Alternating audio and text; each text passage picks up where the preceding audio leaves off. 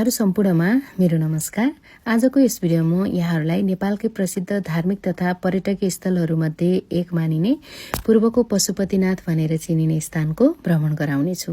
हो यहाँले थाहा पाइसक्नु भएको छ, यो स्थान रहेको छ खोटाङ जिल्लामा अवस्थित हलेसी महादेव मन्दिरको मन्दिर परिसर। भनिन्छ नि कुनै पनि स्थानले नबोलाएसम्म हामी त्यहाँ पुग्दैनौं र भगवानको दर्शनको लागि त झन् विशेष बुलावा नै आउनुपर्छ। मलाई अचानक त्यो बुलावा आयो। सल्लेरीबाट फर्कदै थिएँ, हिले पानी झरेर म यतातिर लागे। सहजैसँग पुगे, सहजैसँग दर्शन गरेर सहजैसँग घर आइपुगे। मैले महसुस गरेँ मलाई विशेष आशीर्वाद र शक्ति प्राप्त भयो भनेर। हिन्दू, बौद्ध तथा किराँत धर्मावलम्बीहरूको बीचमा प्रख्यात यो पवित्र स्थानको जुन शक्तिको बयान गरिन्छ, मैले त्यसको थोरै भने पनि महसुस गर्ने मौका मिल्यो।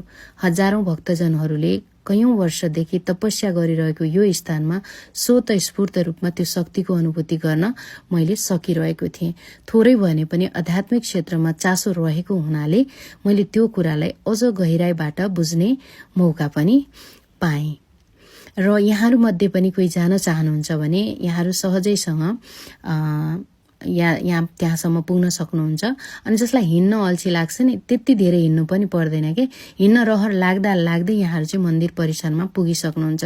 जस्तो कि यहाँहरूको 4 तले घर छ भने तपाईँ ग्राउन्ड फ्लोरबाट चाहिँ छतमा या बुइगलमा पुगे बराबरको जति उकालो हिँड्दाखेरि चाहिँ यहाँ त्यहाँ पुगेर दर्शन गरेर चाहिँ फर्कन सक्नुहुन्छ। त्यो आनन्द लिन सक्नुहुन्छ, त्यो शक्तिको चाहिँ महसुस गर्न सक्नुहुन्छ। आसपासमा धेरै राम्रा राम्रा सुन्दर सफा होटलहरू पनि रहेका छन्, यहाँले त्यहाँ बसेर आनन्द लिन सक्नुहुन्छ।